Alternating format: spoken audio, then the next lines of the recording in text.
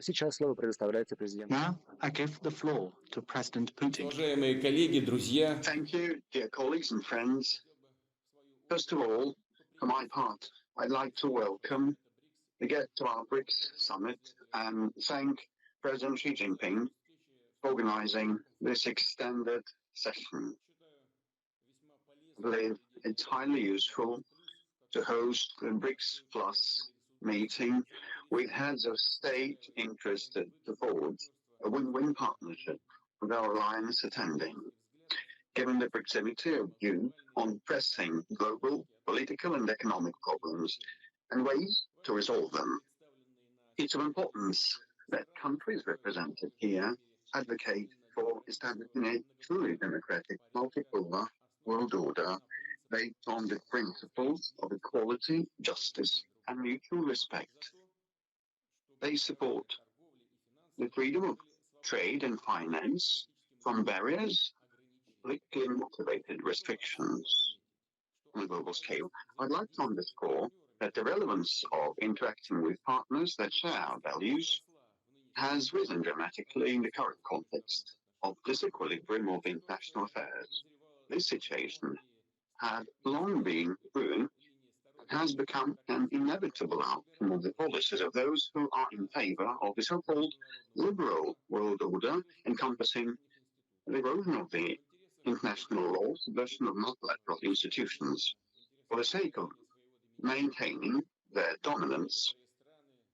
Some countries have been consistently striving to supersede the current global architecture based on the central role of the United Nations with a certain rule-based order. What are the rules and who invented them? No one knows. But the attempts to constrain development of states that are not ready to live by the rules engineered by one and the reckless application of legitimate restrictive tools multiplied by the effects of the COVID-19 pandemic only aggravated the crisis complications in the global economy. The global trade is plunged in dispute, and during their resolution, norms and principles of the WTO are taken into account less and less. So we know how things developed in that organization in the past year. The entire international monetary system is being shaken and impaired. The production, logistical, investment chains are decoupled. A sharp price hike for foodstuffs, commodities, and energy has a major socioeconomic effect, in particular on emerging nations in Asia, Africa, Latin America, and the Middle East. And I'd like to reiterate once again, it's not the outcome of the recent months, nor a consequence of the special military operation conducted by the Russian Federation to defend us. I want to underscore that the sharp rise of inflation didn't happen yesterday. It is the outcome of the endemic, irresponsible macroeconomic policies by the G7 nations, unbridled cash printing and accumulating uncollateralized debt. And these developments accelerated when the pandemic struck, when a global support and demand crunch for goods and services came into play. The food markets now have the biggest disbalance ever. It's noteworthy, and I mentioned that at the recent St. Pete Economic Forum, they printed cash and they gave it out in the wealthy, rich countries, and then they started hoovering all the foodstuffs and goods at the global markets. The United States in the past used to be a net exporter of foodstuffs. Now,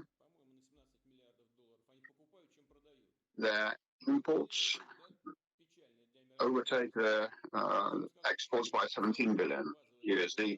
And it's noteworthy that the price hike on basic agricultural items such as grain hasn't hit the West hardest, but the developing countries where bread and flour are a staple and the survival means for the bulk of the population.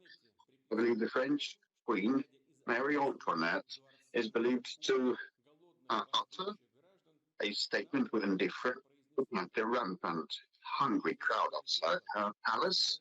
Once they have no bread, let them eat cake. It is this cynicism that some of the Western nations are showing now, destabilizing the global production of agricultural products, imposing restrictions, for instance, on imports of Russian and Belarusian fertilizers and impeding Russian grain export to global markets. And by the way, we're going to have very good crops this year. And this year we supply 37 million tons, and that will go up in future 50 million tons of exports of grains. And still we see that the insurance of ships carrying grain cargoes are hindered, and the bank transactions for the commercial contracts. At the same time, we're seeing artificial stoke up about cessation of Ukrainian grain transport via the Black Sea ports, and according to the American and our assessments, it only makes up 6 to 7 million tons of wheat and maize. That definitely is a tiny proportion, and that will not resolve the global food crunch. And I stated on many occasions, and I would like to reiterate that the Russian Federation would not impede the Ukrainian exports and would stand ready to provide a free passage of grain vessels into international waters if the Ukrainian military clear mines and adjacent areas. Besides, we have a joint understanding of that with the UN Secretariat. Only one mere practical thing is lacking, which is a constructive approach by Kiev. I underline, Russia is a significant and responsible participant of the global foodstuff market. Doubtless, we are ready to fulfill our contractual obligations, good faith, supplying agricultural products, fertilizers, energy, and other essential products. I must mention also that Russia has been providing humanitarian aid to many nations in need, in particular Russian foodstuffs, was free of charge not long ago to Lebanon, Tajikistan, Kyrgyzstan, Cuba, Sudan, and other countries. Distinguished colleagues, once again, I'd like to note that in order to step up practical cooperation between Brigs, the partners represented here, we have real and ready opportunities at hand, and we feel your reciprocal interest and personal interest in maintaining close business contacts and ties. No less relevant is the expansion of BRICS interaction with the regional groups of integration of ASEAN, African Union, the Caribbean Community, the Gulf Cooperation Council, as well as the South Asian Association for Regional Cooperation.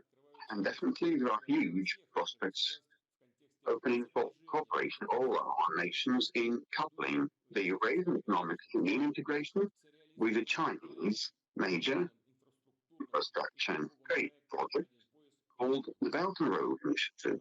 We are convinced that only in concert we can and should tackle many serious matters on the agenda.